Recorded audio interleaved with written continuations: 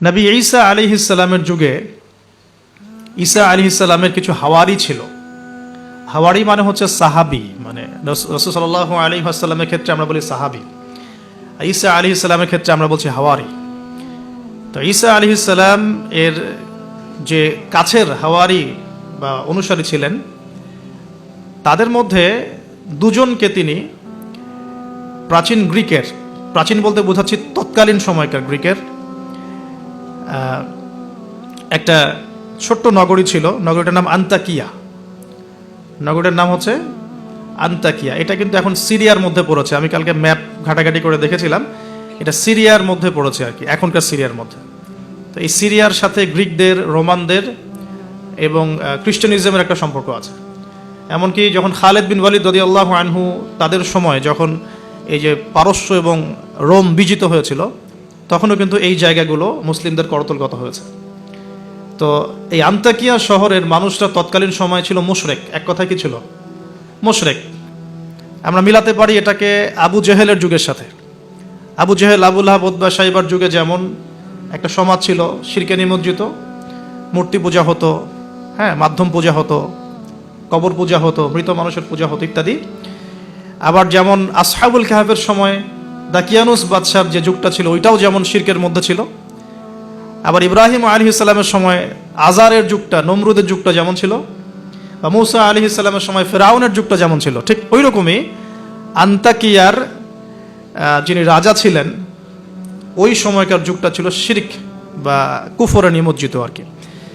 তো এই ছোট্ট রাজ্যটাতে নবী ঈসা আলাইহিস সালাম তাওহীদের দাওয়াত দেওয়ার জন্য তার দুজন অনুসারীকে পাঠিয়েছিলেন। কয়জন ভাই? দুজন অনুসারীকে পাঠিয়েছিলেন। ওয়াদরিব লাহুম মাসালান আসহাবাল ক্বরিয়া। আল্লাহ পাক এটা সূরা ইয়াসিনের মধ্যে বলেছেন, 13 থেকে প্রায় 32 নম্বর আয়াত পর্যন্ত পুরো লম্বা আলোচনা আছে, কিন্তু এই খুঁটিনাটি বিষয়গুলো সূরা ইয়াসিনের মধ্যে নাই। এগুলো তাফসির আপনাকে ঘাটতে হবে। একটা তাফসির যদি পড়েন মন কলিজা ঠান্ডা হয়ে যাবে, অন্তত একটা। সেটা হলো তাফসিরে জালালাইন। তাফসিরে জালালাইন এটা পড়লে কলিজা ঠান্ডা হয়ে যায়। অন্যগুলো পড়লে কলিজা একটু মনে হয় ক্ষুধা এখনো বাকি আছে আর কি। জালালাইন পড়লে মনে হয় যে ক্ষুধাটা মিটে গেছে, আলহামদুলিল্লাহ। এতটাই গভীর, আলহামদুলিল্লাহ, মাশাআল্লাহ। আমি এটা প্রিফার করি বেশি, যে তাফসিরে জালালাইনটা বাসায় কিনবেন, পড়বেন। এটা মাদ্রাসার জন্য যেমন ভালো, জেনারেলদের জন্য ভালো, আর এটা মোটামুটি বাংলা অনুবাদ হয়ে গেছে এখন, আলহামদুলিল্লাহ। তো এখানে নবী ঈসা আলাইহিস সালাম দুজন হাওয়ারি বা দুজন রাসূল, রাসূল বলছি এই অর্থে যিনি বার্তাবাহক, এই অর্থে বলছি, রাসূল পাঠালেন ওই রাজ্যকে তাওহীদের আন্ডারে নিয়ে আসার জন্য, ওই রাজ্যের মধ্যে তাওহীদের দাওয়াত দেওয়ার জন্য। আমরা এখানে কিন্তু শিক্ষা পাচ্ছি, তার দাওয়াত বা দিনের প্রারম্ভিক বিষয় শুরু হবে তাওহীদ থেকে। দিনের প্রাথমিক বিষয় শুরু হবে কি থেকে? তাওহীদ থেকে। দিনের প্রাথমিক বিষয় খেলাফত থেকে শুরু হচ্ছে না। দিনের প্রাথমিক বিষয় কিন্তু রাষ্ট্র কায়েম থেকে শুরু হচ্ছে না, বরং দিনের প্রাথমিক বিষয় শুরু হচ্ছে তাওহীদের দাওয়াত থেকে। এবং দাওয়াত দিবে কারা? এইরকম রাসূল, মুখলেস, আল্লাহ পাকের একজন বাছাইকৃত বান্দা যারা। আমরা তো বাছাইকৃত রাসূল নই, তাহলে আমরা রাসূলের অনুসারী হওয়ার ক্ষেত্রে যেন পরিপূর্ণতা অর্জন করতে পারি, এটা আমাদের টার্গেট থাকবে। মানে আমরা রাসূল হতে পারছি না, আমাদের এটা দরজা বন্ধ, কিন্তু সাহাবীদের মতো হওয়ার চেষ্টা করতে হবে। মানে আমাদের দরজাটা এখানে আর কি। তো এখন দাওয়াত দিতে গিয়ে তারা যখন শহরে ঢুকলেন, এখানে শহরের রাজার নাম কি ছিল ইত্যাদি মেনশন করা হয় নাই। কোরআন চুপ আছে, আমরাও চুপ আছি, ঠিক আছে। ঢোকার পথেই, শহরের শুরুতেই একজন ব্যক্তির সাথে দেখা হলো। এই ব্যক্তি একজন কাঠমিস্ত্রি ছিলেন। কি ভাই? কাঠমিস্ত্রি। তো কাঠমিস্ত্রিকে নাজ্জার বলা হয়, আরবি দিয়ে কি বলা হয়? নাজ্জার। তো তাকে জিজ্ঞাসা করলেন দুজন রাসূল যে আপনার নাম কি? সে বলছে আমার নাম হাবিব বিন ইসরাইল। হাবিব বিন ইসরাইল। তো তিনি জিজ্ঞাসা করছেন আপনারা এখানে কেন এসেছেন? ওই দুজন রাসূল বলছেন যে আমরা এখানে তাওহীদের দাওয়াত দিতে এসেছি। কোন তাওহীদ? আপনাদের ইলাহকে, আপনাদের রবকে। তখন তিনি ওই রকম করে কথা বলছেন যে যেমনটা ইব্রাহিম আলাইহিস সালাম বলেছেন, আমার রব জীবিতকে মৃত্যু দিতে পারেন, মৃতকে জীবিত করতে পারেন। আমার রব, আমাদের রব আসমান থেকে বৃষ্টি বর্ষণ করেন, সেই বৃষ্টি দিয়ে এই মৃত জমিনকে জীবিত করেন, শস্য ফলান, সেগুলো আমরা খাই।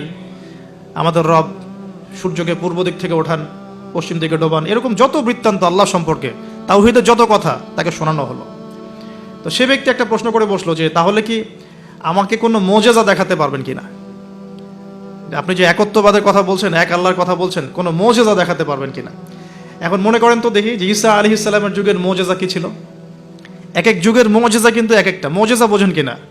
অলৌকিকত্ব যেটা নবীগণের মাধ্যমে প্রকাশ পায়, এটা আল্লাহর ক্ষমতা, এটা নবীদের ক্ষমতা নয়, কিন্তু আল্লাহ পাকের ক্ষমতা, নবীদের মাধ্যমে আল্লাহ প্রকাশ করান।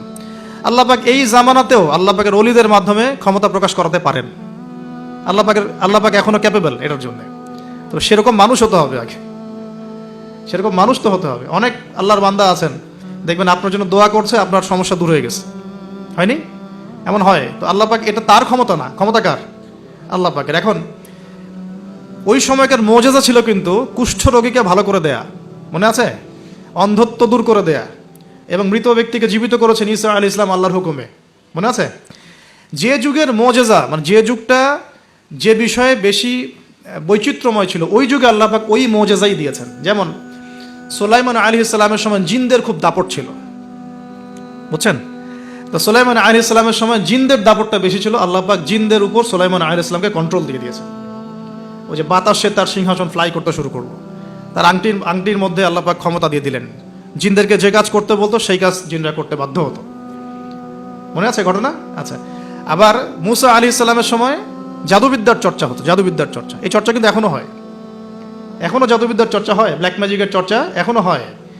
এগুলো থেকে বেঁচে থাকাটা খুব বেশি ইম্পর্টেন্ট, কারণ এগুলোতে ইফেক্টেড হয়ে গেলে অনেক সমস্যা হয়ে যায়। আমি শেষের দিকে প্রশ্নোত্তর পর্বে কিছু আয়াত বলে দেবো আপনাদেরকে ইনশাআল্লাহ। এই কোরআনের আয়াতগুলো নিয়মিত পড়বেন ইনশাআল্লাহ তাআলা। তো ওই সময় আল্লাহ পাক মুসা আলাইহিস সালামকে লাঠি দিয়ে জাদুবিদ্যার বিপরীতে মুজিজা দেখিয়েছেন, মানে যখন যেটা তার বিপরীতে সেই মুজিজা, বুঝতে পারছেন? নবী সাল্লাল্লাহু আলাইহি ওয়াসাল্লামের যুগে কবি সাহিত্যের যুগ চলছে, একদম কাব্য সাহিত্য নিয়ে তারা খুব গর্ব করত। আল্লাহ পাক কোরআন নাজিল করলেন, সব সাহিত্য ধসে গেল। এটা কোরআনের মুজিজা। আবার ঈসা আলাইহিস সালামের সময় চিকিৎসা বিজ্ঞানের খুব জয় জয়কার চলছিল আর কি। চিকিৎসা শাস্ত্র নিয়ে মানুষের অনেক বেশি মানে আগ্রহ ছিল, যেটা এটা দিয়ে এটা হয়, এটা দিয়ে এটা হয়। আল্লাহ পাক তখন এমন মর্যাদা দিয়েছেন যে মৃত মানুষকে জীবিত করে দেখিয়ে দিয়েছে। তো এই দুই ব্যক্তিকে ওই নাজ্জার হাবিব বিন ইসরাইল, সে ব্যক্তি বলছে যে আমাদেরকে কোনো মুজিজা দেখাতে পারো কিনা। এখন সে বলছে ঠিক আছে, মুজিজা দেখাতে পারবো ইনশাআল্লাহ। আমার এই সন্তান, আমার এই ছেলে দীর্ঘদিন থেকে চোখে অসুখে ভুগছে, এক চোখ নষ্ট হয়ে যাচ্ছে, তুমি শেফা দিতে পারবে কিনা আল্লাহর হুকুমে। আল্লাহ পাকের দরবারে তারা সেজদায় পড়ে গেলেন, আল্লাহর কাছে সাহায্য চাইলেন, তার চোখে হাত বুলালেন, আলহামদুলিল্লাহ চোখ ভালো হয়ে গেল। এগুলো কিন্তু কোনো গাল গল্প নয়। এবার হাবিবে নাজ্জার, তার কিন্তু বিশ্বাস হয়ে গেল, হ্যাঁ এটা তাওহীদের ফসল, এটা তাওহীদের ফসল। এবার তিনি দেনান সাক্ষ্য দিলেন যে আশহাদু আল্লা ইলাহা ইল্লাল্লাহ ওয়া আন্না মুহাম্মাদান, তখন ছিল না, তখন ছিল কি ঈসা রূহুল্লাহ ওয়া আবদুহু, এরকম একটা কালিমা ছিল তখন, ঠিক আছে? তো তিনি মুসলমান হয়ে যেটা করলেন, ওই জনপদের থেকে নির্জনতা অবলম্বন করা শুরু করলেন। তিনি মুসলমান হয়ে কিন্তু জনপদের ভিতর ঢুকে পড়েন নাই, প্রথমে একটু নির্জনতা অবলম্বন করা শুরু করলেন, কারণ সমাজের সবাই কিন্তু মুশরিক। এখন ওখানে যদি আপনি সরাসরি ঢুকে যান, ঢুকায় আপনি এখন যদি জোরে জোরে তাকবীর দেওয়া শুরু করেন, তাহলে তো রিমান্ড হবে আর কি। তো তিনি নিজেকে একটু সেফ করে একা একা ইবাদত করা শুরু করলেন। এখানে আমাদের শিক্ষা আছে কিন্তু। আমি এই হাবিবে নাজ্জারের ঘটনা, ওই তৎকালীন সময়কার ওই আন্তাকিয়া শহরের শিরক, এগুলোর সাথে আপনি বর্তমান বিশ্বকে মেলাতে পারবেন। এখনকার বিশ্বের অবস্থাও কিন্তু মোটামুটি এরকমই।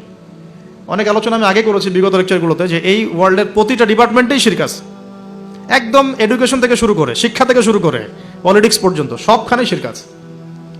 কোনো জায়গায় শিরক বাদ নাই। ইকোনমিক্সেও শিরক আছে, সামাজিক কালচারে শিরক আছে, আমাদের চিন্তা দর্শনে শিরক আছে, আমাদের মিডিয়ার মধ্যে শিরক আছে, আমাদের বুদ্ধিজীবীদের মধ্যে শিরক আছে, আমাদের রাজনীতিবিদদের মধ্যে শিরক আছে, আমাদের ধর্ম নেতাদের মধ্যেও শিরক আছে কোনো কোনো জায়গায়, আছে না?